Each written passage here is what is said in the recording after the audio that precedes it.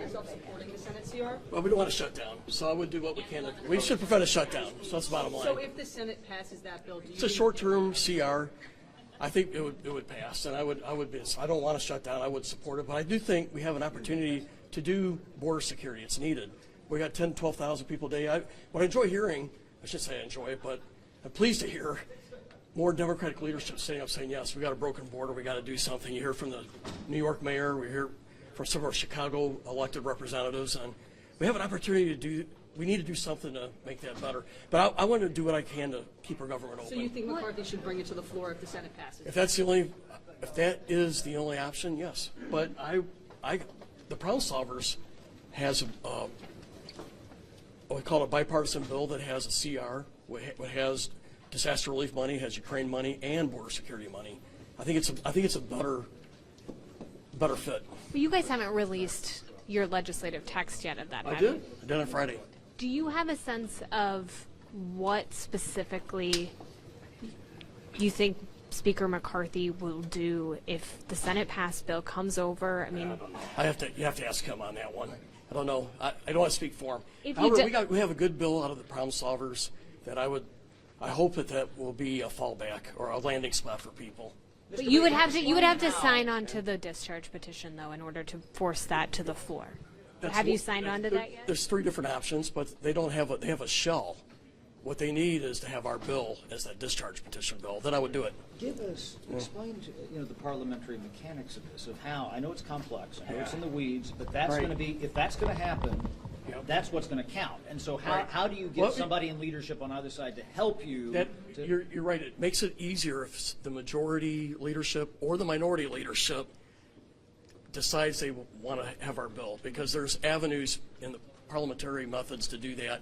Now, if neither one wants to give us a shot, it is harder. Now, I don't like to give away you never like to show you all your cards on the table. There are ways to do it, but it's an uphill climb if you don't have support from the majority or minority leadership. So you have to have like a defeated PQ. Well, yeah, you see, you're asking a question, you already know the answer. You're right. Have you talked to the Speaker about your bill? Yeah, well, I've talked more to his team. Okay. Have you been in communication with Democratic leadership at all about a PQ? Yes, we have. But there's growing. Nobody wants a shutdown. We have 10 or 15 people that want to take us into a shutdown out of 535. It's unacceptable if this happens. But we got some. We're offering an opportunity for a bipartisan landing spot, and I hope we're sent it to the Senate side, to some of our Senate allies. I hope we can get some traction. What is your answer to those holdouts that you just said, the 5 that are holding out on Well, this? they want to shut down, which is unacceptable. I mean, I don't get it. I think they're speaking to a small group of folks when it comes to wanting to shut down. It actually costs the country more. We have folks working our border who won't be paid. Doesn't make sense. Which means if you got 5 to 10 holdouts, you got to have a bipartisan bill, just by definition. We only have a 4-seat majority. So I know we got to reach across the aisle and make this work. So why did you? Do you think it's a waste of time to be pushing for, as Speaker McCarthy saying, this CR that's going to include border security plus possibly several other things that's unlikely to make it through the Senate when they could be working on something? I think there's I think the Senate would support border security. I don't know why they don't have it in their bill right now. I encourage the leadership in the Senate to add border security. But anyway, I'd like to hear what's going on. Can I just ask you a political question here, though? What, from a moderate perspective, okay? Obviously, pragmatic, conservative. Let's get that right. But you guys keep saying moderate. What the heck? The president, won well, I won there too, so obviously he was lucky to win in our district. Okay. But that Sorry, I said, got to tease with you. No, that's fine. But that said, what are the bad politics to have a government shutdown? But the same token, you have this push on the right for people like you say, he's not conservative enough, and you guys have to play this right politically, so that you vote right to quote keep the government open, but also protect yourself against that right flank. You have people who might run against you. Now you mentioned I think on the paper it's a challenge, but I think in the end, if you do what's right, and I follow my heart, I can explain it, I can defend it. That helps. And I just know a shutdown's not right, but I also know we need border security, and I support Ukraine. I found too many in our party didn't want to speak out on Ukraine because they didn't want to be a lightning rod, and they'd rather be under the radar. It's not right. Ukraine is a victim. Russia's invading. So I've decided to go more bold about Ukraine. I'm the party of Reagan. We we stand up to Russia and we support a country that's being victimized like this. Reagan would have done that. And so it's not necessarily the politically always smart thing to do, but I think in the end, good policy and character and following your compass always wins in the end.